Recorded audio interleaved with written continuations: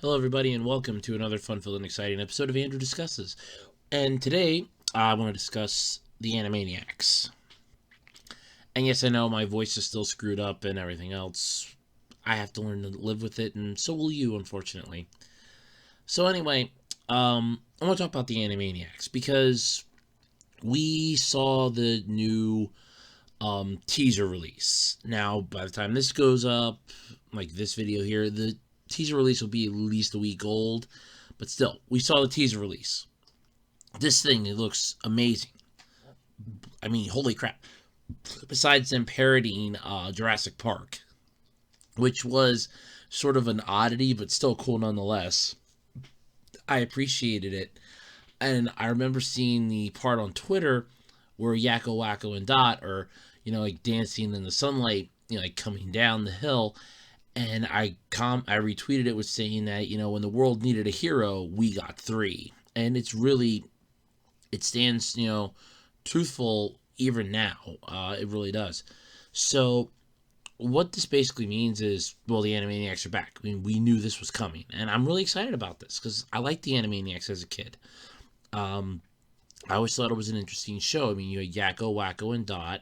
You had, the whole concept of what the Animaniacs did, and I was talking with my mom about this, and I showed her the trailer, or at least the teaser reveal, and we were watching like a couple clips of the old show, and it's like, they really taught you without you knowing it.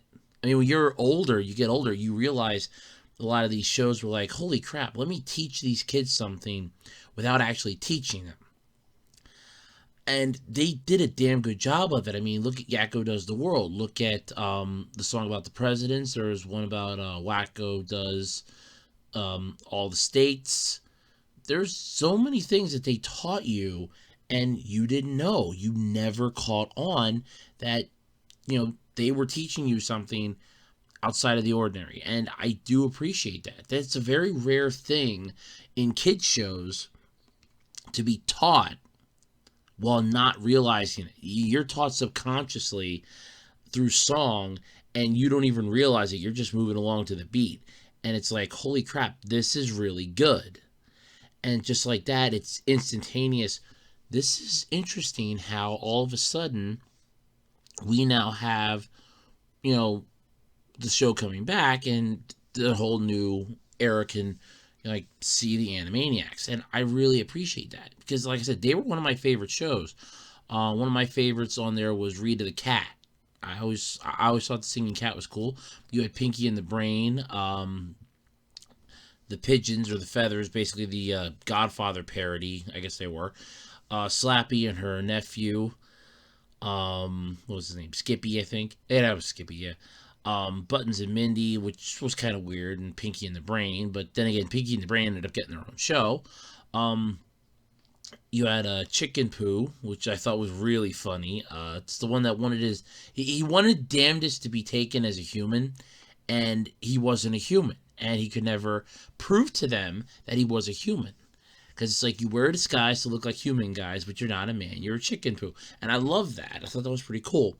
And then, of course, the one thing that the Animaniacs did that will always stick with you, the Wheel of Morality. I loved the Wheel of Morality. That was one of my favorite things. I think I remember kind of like an episode where the wheel was busted and they couldn't do it. And it's like, the Wheel of Morality's busted. It was kind of funny. But I appreciated this, how they really went to town with this reveal. And I had to admit, Spielberg did a damn good job with this. Wholeheartedly. This is really impressive how they look exactly like they did back then, just a lot better. They're not reruns, as they said in the reveal. No, they're reanimated, and you can definitely see that. They're a lot cleaner. The lines are a lot better. The shading on them's a lot different. But it's the same three characters and the same design that they were. And that's going to be the part that's going to really sink in. If the show's just as good as it was back then, this could be the saving grace that 2020 really needed. But otherwise, this is going to be something that a whole new generation will have the aspect of being able to see the Animaniacs. I mean, okay, all right, of course, granted, you could just buy the whole damn series on DVD. I've seen it at Walmart. It even includes Wacko's Wish, which was the movie, which wasn't too bad. Wacko's Wish was actually a good movie, but at the same time, it wasn't the world's greatest movie. I mean, it had a massive plot hole in it, but if you've ever seen the movie, you'll know what the plot hole is instantaneously. Seriously, you'll know the plot hole. Look it up.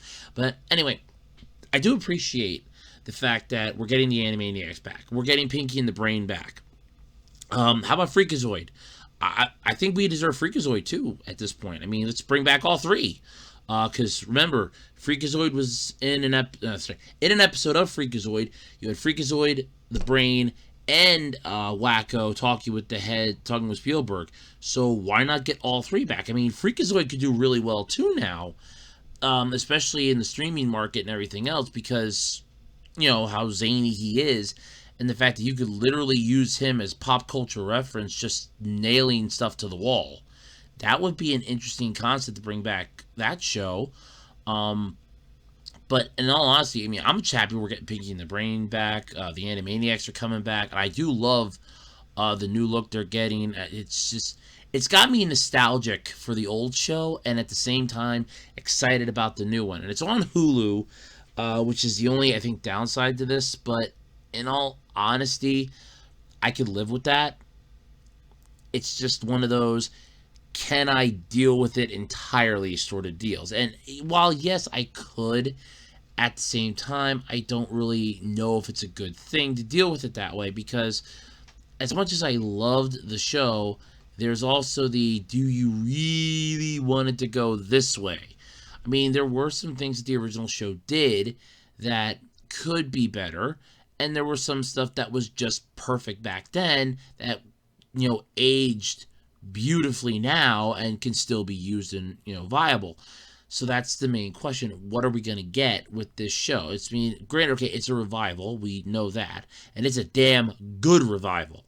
I mean, this isn't the half-assed revivals that we've been getting for like the last couple years. This isn't like the, oh, here, let's just royally screw the pooch here with this revival. No, this is actually a goddamn good one. And it's one that's done extremely well, to the fact that if you actually sit down and look at this, especially that reveal trailer, which you can easily find on YouTube, it's definitely a lot better than what you think. You sit down, you look at this, and it's like, this is a revival, how a revival should be.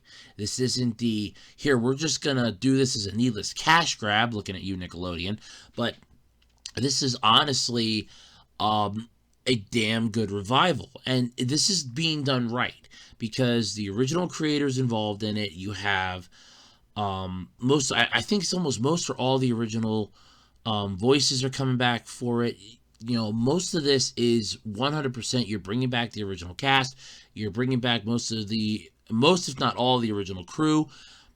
You're basically just bringing everybody home again, and that's honestly how it ended in the revival. In the reveal trailer, it's like, where are they going? They're going home. Welcome to Animaniacs. And yeah, it's true, because for them, they're going home. They're going to something that honestly was really well thought out and really well done. And the Animaniacs is a show that, despite what you thought of it back then as a kid, like if you loved it, you're still going to probably love it now as an adult. I mean, hell, I do. If you thought it was weird, well, you might still think it's weird, or you may have changed your opinion over the years. You know, you never know. But still, I appreciate the fact that the show's coming back. It's getting a revival. Just, it's being done right. And that's the most impressive part about this, is it's being done right. It's a revival that's done correctly. But let me know what your thoughts are. Get a discussion going in the comments. What are your thoughts on the Animaniacs coming back? I mean, are you excited? Are you sort of meh? I mean, I'm excited. Even though it's all going to be on Hulu, I'm excited. But anyway, this has been Andrew Rhodes, and this has been Andrew Discusses. So thanks, everybody, and Animaniacs, welcome back.